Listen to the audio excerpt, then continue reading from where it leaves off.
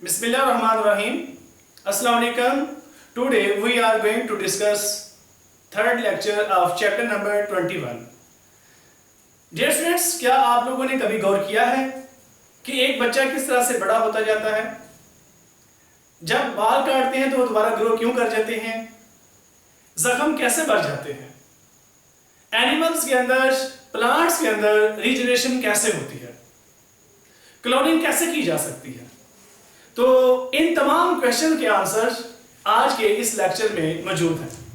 आपको एक प्रोसेस समझना है जिसमें आपको इन तमाम क्वेश्चन के आंसर मिल जाएंगे, और वो प्रोसेस कौन सा है? That is mitosis. तो आइए देखते हैं कि माइटोसिस क्या है। माइटोसिस को दो वर्ड से डेराइव किया गया है। इसकी डेरिवेशन दो वर्ड से है। The first one that is mitos and the second one that is sis, ISIS, sis. Mitosis का मतलब थ्रेड्स और SIS यानी कि सिस का मतलब प्रोसेस, यानी कि एक ऐसा प्रोसेस जिसमें थ्रेड्स हो। यहां पे इसको नाम इस वजह से दिया गया कि जब माइटोसिस होती है तो क्रोमोसोम की मूवमेंट ऐसे ही होती है जैसे किसी मीडियम के अंदर धागे मूव कर रहे हैं, तो इस वजह से इसका नाम माइटोसिस है। तो माइटोसिस को सबसे पहले डिस्कवर किया था वाल्टर फ्लेमिंग ने। He was a anatomist. इसने क्रोमोसोम को भी सबसे पहले डिस्कवर किया और क्रोमेटिन को भी। तो आइए देखते हैं कि हम माइटोसिस क्या है, माइटोसिस की डेफिनेशन क्या है। Mitosis is a type of cell division in which the number of chromosomes remain constant in daughter cells as they present in parent cells. तो यहां पे हमने मेन दो बातें डिस्कस की हैं कि क्रोमोसोम की तादाद डॉटर सेल में सेम रहती है, क्रोमोसोम की तादाद और डॉटर सेल्स, यानी कि क्रोमोसोम उतने ही इसमें होंगे जितने के पेरेंट सेल में होते हैं। तो आइए देखते हैं कि पेरेंट सेल क्या है। फर्स्ट करें स्टूडेंट, ये आपके सामने एक सेल है, ये एक सेल है, एनिमल सेल है, इसमें सेल वॉल नहीं है। ये ह्यूमन का सेल है। ये जब डिवाइड होगा तो इसके डिवाइड होने से दो नए सेल बनते हैं इस तरह से। जो नए सेल बने हैं इनको हम डॉटर सेल का नाम देते हैं, डॉटर सेल्स। और जो जिस सेल से ये बने हैं, जिस सेल की तकसीम से ये बने हैं, उस सेल को हम पेरेंट सेल का नाम देते हैं। तो ये पेरेंट सेल है। अच्छा, यहां पे एक वर्ड इस्तेमाल हुआ है क्रोमोसोम। तो क्या आप लोगों को क्रोमोसोम का पता है? क्रोमोसोम क्या है? क्रोमोसोम दो वर्ड से डिराइव किया गया, क्रोम एंड सोम। क्रोम या सोमा भी कहते हैं, यानी कि क्रोम का मतलब होता है, या chroma mean coloured and soma mean body, यानी कि कलर्ड बॉडी। तो इसको कैसे डिफाइन करेंगे? These are fine thread like coloured bodies that are present in the cell और न्यूक्लियस। कब ये अपीयर होते हैं? During cell division. ये सेल डिवीजन के दौरान ये अपीयर होंगे, उससे पहले ये लूज फॉर्म में होते हैं जिसको हम क्रोमेटिन कहते हैं। तो स्टूडेंट्स, आपको क्रोमेटिन का भी पता होना चाहिए। क्रोमेटिन आप कह सकते हैं कि जेनेटिक मटेरियल की या क्रोमोसोम की डीकंडेंस फॉर्म या लूज फॉर्म को कहते हैं। वही लूज फॉर्म या डीकंडेंस फॉर्म जब कॉम्पैक्ट फॉर्म में या कंडेंस फॉर्म में आती है तो क्रोमोसोम की शक्ल अख्तियार कर लेती है। आइए देखते हैं क्रोमोसोम की शेप, जो टिपिकल क्रोमोसोम है उसकी शेप कैसे होती है। तो suppose that this is a chromosome. ये क्रोमोसोम इस तरह से, एक टिपिकल क्रोमोसोम किस तरह से हम बनाते हैं। क्रोमोसोम ऐसे डिफरेंट टाइप्स के हैं। मैंने लास्ट लेक्चर में ये बात डिस्कस की थी। जिन्होंने लास्ट लेक्चर नहीं सुने, दो लेक्चर पहले डिस्कस हो चुके हैं, जिन्होंने नहीं सुने वो दो लेक्चर लाजमी सुने। तो ये फर्ज करें एक टिपिकल क्रोमोसोम है। इसके सेंटर में ये डिस्क लाइक एरिया है जिसको सेंट्रोमियर का नाम देते हैं, सेंट्रोमियर। ये स्टूडेंट्स एक सेंट्रोमियर का यानी कि डिस्क लाइक एरिया सेंट्रोमियर है। इस सेंट्रोमियर के ऊपर यहां पे एक स्पेशल प्रोटीन है, इधर ये। इस स्पेशल प्रोटीन को स्टूडेंट्स क्या कहते हैं? काइनेटोकोर। Kinetochore protein. इस प्रोटीन का नाम क्या होगा? Kinetochore protein. ये दो इसके, ये जो आपको लूप से नजर आ रहे हैं, ये क्रोमोसोम के आर्म्स हैं। ये आर्म, ये एक आर्म ये है, एक आदमी ये है, ये आपके सामने एक सिंगल क्रोमोसोम है। याद रखिएगा एक क्रोमोसोम के अंदर एक ही डीएनए पाया जाता है। एक क्रोमोसोम के अंदर कितने डीएनए हो सकते हैं? एक डीएनए पाया जा सकता है। ऐसे एक डीएनए, एक क्रोमोसोम के अंदर एक डीएनए होता है। तो स्टूडेंट्स ये क्रोमोसोम डीएनए रेप्लिकेशन से पहले है या इंटरफेज से पहले है। आया आप ये कह सकते हैं कि ये सेल डिवीजन के बाद है और इंटरफेज से पहले है। इसको हम नाम देते हैं नॉन डुप्लीकेटेड क्रोमोसोम। ये नॉन डुप्लीकेटेड क्रोमोसोम है, या इसको हम ये भी कह सकते हैं कि इसमें डीएनए रेप्लिकेट नहीं हुआ। तो आइए देखते हैं, फर्ज करें ये क्रोमोसोम या ये डीएनए इंटरफेज में से गुजरता है। सेल माइटोसिस से पहले सेल इंटरफेज में से गुजरता है, उसकी एस फेज में से। आपको पता है इंटरफेज की कितनी फेजेस हैं? सब फेजेस हैं 3, G1 एस फेज और G2 phase. Suppose that interphase की एस फेज में से गुजर रहा है और क्रोमोसोम की शेप इस तरह से हो जाएगी। देखते हैं हम ऐसे, ये इसके आर्म और फिर क्या होगा स्टूडेंट्स, इसके साथ इस तरह से एक और इसकी कॉपी बनेगी ऐसे। गौर करें, ये एक और इसकी कॉपी बन रही है। तो जब मुकम्मल तौर पर ये इसकी डुप्लीकेशन हो जाएगी तो क्रोमोसोम की शेप इस तरह से हो जाती है। ये क्रोमोसोम इस फॉर्म में आ जाते हैं ऐसे। सेल के अंदर जितने भी क्रोमोसोम होते हैं सारे के सारे इस शेप में आ जाते हैं। तो स्टूडेंट्स ये भी एक सिंगल क्रोमोसोम है। इसको आप कह सकते हैं कि ये एक डुप्लीकेटेड क्रोमोसोम है। क्या है ये जी? डुप्लीकेटेड क्रोमोसोम है। ये इंटरफेज के बाद है, ये इंटरफेज से पहले था। इसमें डीएनए भी रेप्लिकेट कर चुका है। अब इस क्रोमोसोम के अंदर दो एक जैसी 100% एक जैसी कॉपीज हैं। जिस तरह का डीएनए इसमें है उसी तरह का डीएनए इसमें है। इन आइडेंटिकल कॉपीज को हम क्रोमेटिड कहते हैं, क्योंकि ये एक दूसरे की बिल्कुल आइडेंटिकल कॉपीज बन चुकी हैं। इस वजह से इसको हम कहेंगे क्रोमेटिड्स। ये दो क्रोमेटिड है, ये एक ही क्रोमोसोम के हैं, इस वजह से इसका नाम होगा सिस्टर क्रोमेटिड्स। क्या नाम होगा जिसका? Sister chromatid. इसको सिस्टर क्रोमेटिड इस वजह से कहा क्योंकि ये दोनों एक ही क्रोमोसोम के हैं और इनका एक ही सेंट्रोमियर है। इन दोनों क्रोमोसोम के दरमियान में ये सेंट्रोमियर है। सेंट्रोमियर के यहां पे किनेटोकोर प्रोटीन होती है और अगर इनके दरमियान में इनको अगर हम आप कह सकते हैं कि डायसेक्ट करके देखें तो इनके दरमियान में एक और प्रोटीन होती है। उस प्रोटीन का नाम है कोहेसन प्रोटीन। कोहेसन, ये कोहेसन प्रोटीन क्या करती है? दोनों क्रोमेटिड को आपस में जोड़ कर रखती है। ये इंटरेस्टिंग बात है, ये नई बात है आपके लिए। कोहेसन प्रोटीन दोनों क्रोमेटिड को आपस में जोड़ती है, लेकिन किनेटोकोर प्रोटीन का फंक्शन कोई और है, वो हम नेक्स्ट डिस्कस करेंगे। तो ये स्टूडेंट्स आपके पास बेसिक कॉन्सेप्ट था क्रोमोसोम के लिए। हम देखते हैं कि सेल डिवीजन कैसे होती है। सपोज दैट, हाँ एक बात और बड़ी है, माइटोसिस की दो फेजेस हैं। The first one that is karyokinesis and the second one that is cytokinesis.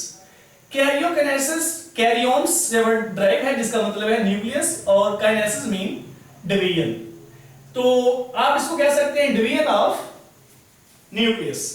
जबकि cytokinesis, cyto mean cell, kinesis mean division या ये आप कह सकते हैं रिलेटेड टू डिवीजन। ये डिवीजन से ही इसको ड्राइव किया गया, ये इसके मीनिंग डिवीजन है। तो cytokinesis mean division of whole cell.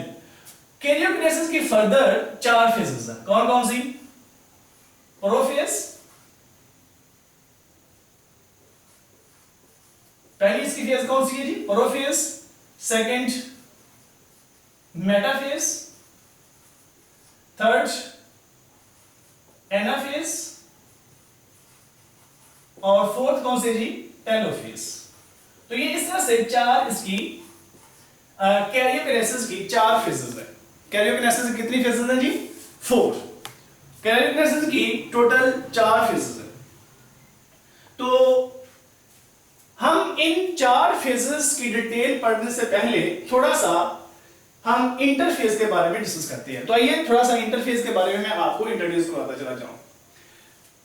करें स्टूडेंट्स, आपके पास ये एक पेरेंटल सेल है।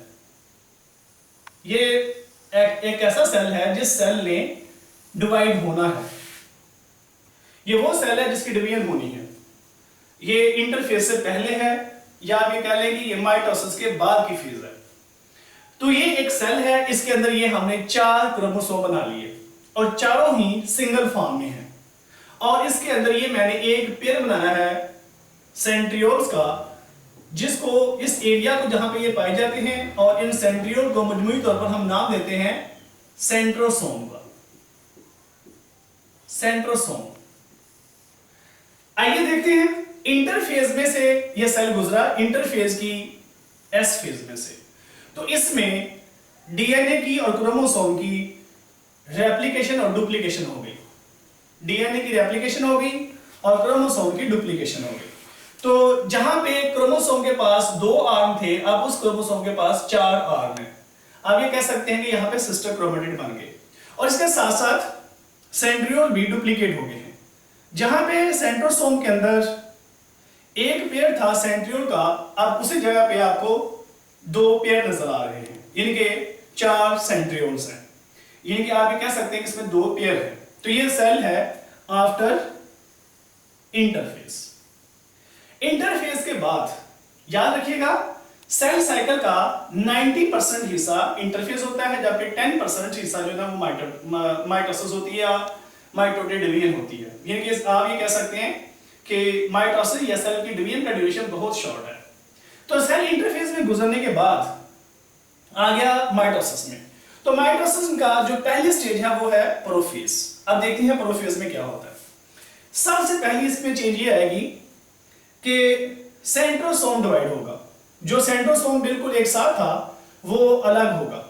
मसलन ये दोनों एक दूसरे के साथ है, इनमें से एक पेयर यहां से डिवाइड होकर इससे अलग होगा, और फाइनली ये ऑपोजिट पोल पे आ जाएगा। एक इधर है, एक इधर है, तो ये 2 पोल बन जाएंगे। सेंट्रोसोम के 2 पोल बन जाएंगे। तो सेंट्रोसोम क्या है? ऐसा एरिया जहां पे सेंट्रियोल मौजूद है, यानी कि centriole, 2 centrioles and surrounding area collectively called centrosome. तो ये एक सेंट्रोसोम, 2 पोल बन गए। इसको क्या कहते हैं हम? बाइपोलैरिटी। तो प्रोफेज में सबसे पहली बात क्या होगी? बाइपोलैरिटी होगी। एक बात। फिर क्रोमोसोम प्रोफेज, अर्ली प्रोफेज में क्रोमोसोम नुमाया नहीं होते। चाहे आप उसको इलेक्ट्रॉन माइक्रोस्कोप से देखें, फिर भी आपको क्रोमोसोम नजर नहीं आएंगे, क्योंकि क्रोमोसोम वो बने ही नहीं है, वो लूज फॉर्म में है, क्रोमेटिन की फॉर्म में है। तो आपको क्रोमेटिन नजर आएगा। फिर क्या होगा? जैसे ही ये प्रोफेज का मैकेनिज्म आगे, प्रोसेस आगे चलेगा, तो क्रोमेटिन मटेरियल कंडेंस होना शुरू होगा, और जैसे ही ये कंडेंस होगा तो फाइनली क्रोमोसोम अपीयर होना शुरू होंगे। क्रोमोसोम का साइज लेंथ में 0.25 से 50 माइक्रोमीटर तक पहुंच जाता है। ये फर्दर कंडेंस होंगे, और फिर हर क्रोमोसोम के पास आपको सिस्टर क्रोमेटिड नजर आएंगे, क्योंकि वो इंटरफेस में बन चुके थे। फिर इनका जो न्यूक्लियर इन्वेल्प है, न्यूक्लियर इन्वेल्प ये जो आपको नजर आ रहा है, ये आस्ता आस्ता टूटना शुरू होगा। ये कॉन्सेप्ट भी पाया जाता है कि ये न्यूक्लियर मटेरियल या न्यूक्लियर इन्वेलप इस वजह से टूटता है क्योंकि सेंट्रोसोम से स्पिंडल फाइबर्स निकलते हैं, और वो स्पिंडल फाइबर दोनों तरफ से जब निकलती हैं तो वो न्यूक्लियर मेम्ब्रेन के अंदर से गुजर जाते हैं और वो न्यूक्लियर इन्वेलप को तोड़ देते हैं। इस तरह से ये एक कॉन्सेप्ट पाया जाता है।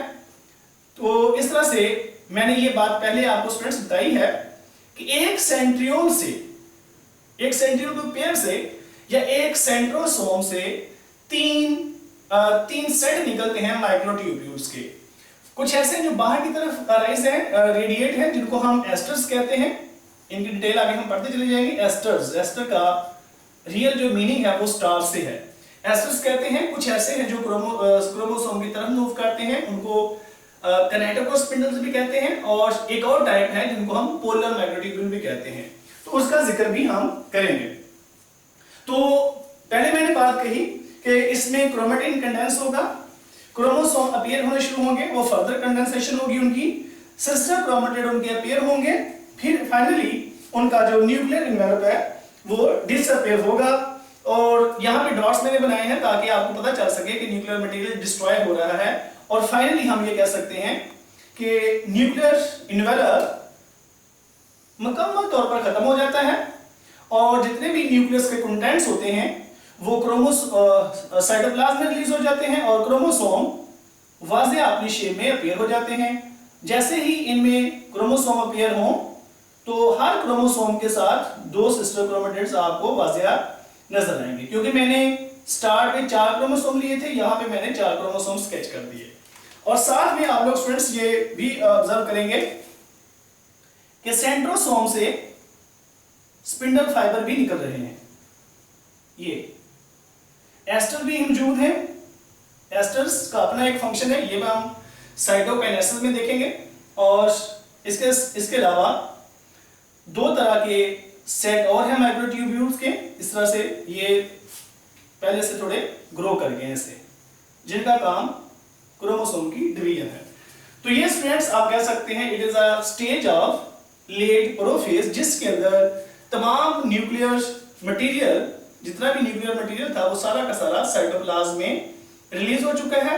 साइटोप्लाज्म में रिलीज होने की वजह से साइटोप्लाज्म थोड़ा सा थिक हो जाता है, यानी कि विस्कस हो जाता है। और इस पे जरा ये फोकस करेंगे, यहाँ पे सारा का सारा जो मटेरियल है वो देखें, गौर करें जरा, वो साइटोप्लाज्म में रिलीज हो चुका है और साइटोप्लाज्म क्या होगा जी, तो विस्कस हो जाता है, यानी कि गाढ़ा हो जाता है। यहां पे एक और बड़ी अहम बात, प्रोफेज के दौरान जो न्यूक्लियस के अंदर न्यूक्लियोलस होता है वो भी डिस्ट्रॉय हो जाता है। इसके बाद सेल नेक्स्ट फेज में एंटर हो जाता है और उस फेज को हम नाम देते हैं, दैट इज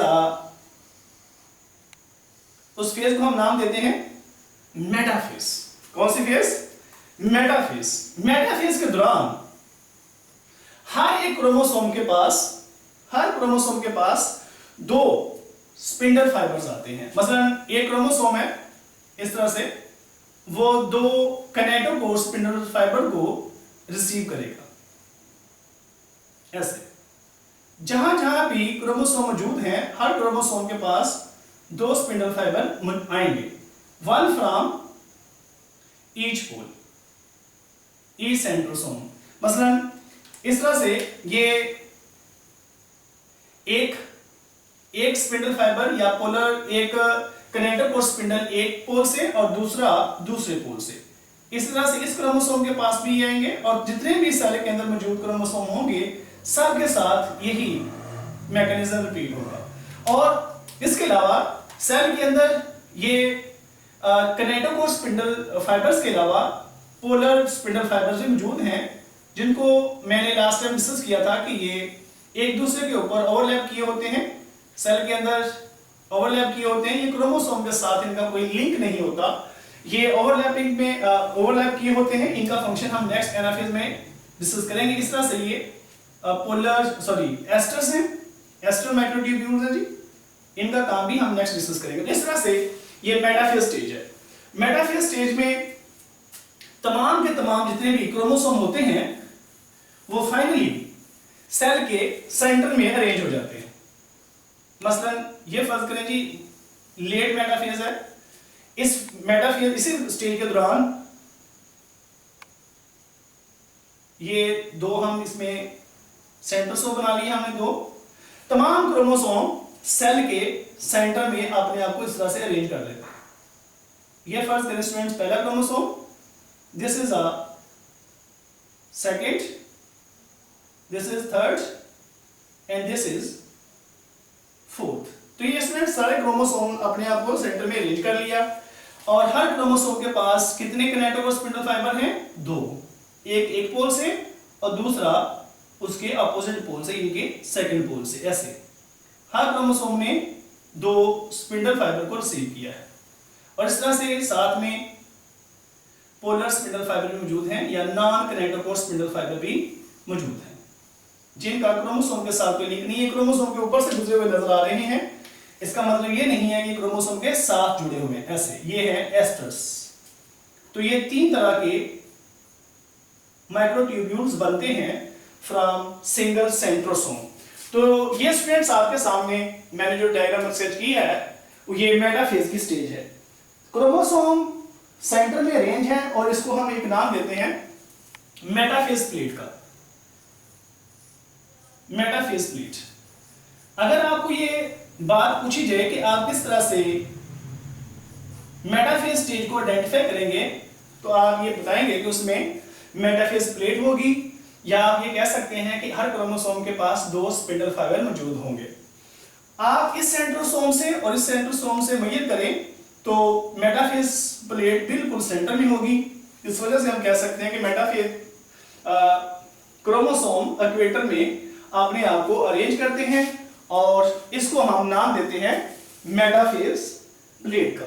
इसके बाद सेल नेक्स्ट फेज में मूव कर जाता है। नेक्स्ट फेज है एनाफेज। तो याद रखिएगा स्टूडेंट्स, मैंने आपको बताया था कि सिस्टर क्रोमेटिड्स एक दूसरे के साथ एक प्रोटीन से जुड़े होते हैं, जिस प्रोटीन का नाम मैंने बताया था कि हेसन प्रोटीन।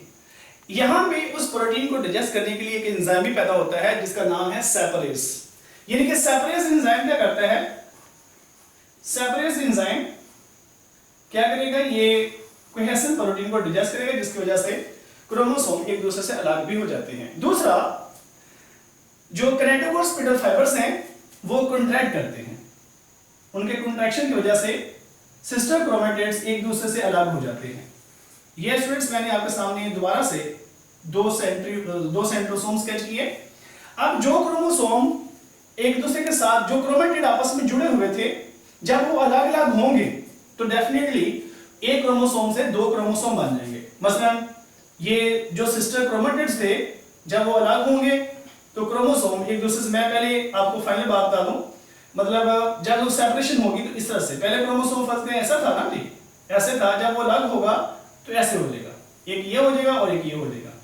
लेकिन इस फेज में हम क्रोमोसोम की शेप ऐसे शो नहीं करेंगे हम, क्योंकि क्रोमोसोम यहाँ पे मूव करते हैं एनाफेज में, लिहाजा यहाँ पे हम क्रोमोसोम इस फॉर्म में शो करते हैं ऐसे। ये क्रोमोसोम, ये उसी का जो पहले पार्ट था, ऐसे ये दोनों आपस में जुड़े हुए थे। ये सेकंड क्रोमोसोम की डिवीजन हो रही है, ये थर्ड क्रोमोसोम की, और ये फोर्थ क्रोमोसोम। इसके लिए एक मैकेनिज्म भी डिस्क्राइब किया जाता है। यह समझा जाता है कि इसमें किनेटोकोर के अंदर, सेंट्रोमियर के अंदर एक और प्रोटीन भी पाई जाती है जिसको मोटर प्रोटीन कहते हैं। वो मोटर प्रोटीन भी इन स्पिंडल फाइबर को तोड़ती जाती है और इनकी जो ट्यूबुलिन प्रोटीन होती है उसको, उसके सब यूनिट को अलग करती जाती है। ये भी कॉन्सेप्ट पाया जाता है। खैर वो आप थोड़ा सा एडवांस है, वो भी इंशाल्लाह हम आगे डिस्कस करेंगे। तो देखते हैं यहाँ पे इस तरह से ये क्रोमोसोम, ये जो किनेटोकोर स्पिंडल फाइबर्स हैं वो कॉन्ट्रैक्ट करते हैं, उनके कॉन्ट्रैक्शन की वजह से क्रोमोसोम एक दूसरे से अलग हो जाते हैं। ये एक दूसरे से अलग हो जाते हैं और अपने अपने रिस्पेक्टिव पोल की तरफ मूव करना शुरू कर देते हैं। जो क्रोमोसोम पहले एक दूसरे का जुड़े हुए थे, अब वो एक दूसरे से अलग हो गए। और इसी दौरान जो पोलर स्पिंडल फाइबर्स थे, नॉन किनेटोकोर स्पिंडल फाइबर थे, वो एलोंगेट होंगे। उनके लंबे होने की वजह से सेल की शेप चेंज हो जाती है, सेल भी एलोंगेट हो जाता है ऐसे। इससे भी क्रोमोसोम को फोर्स मिलती है सेपरेशन में।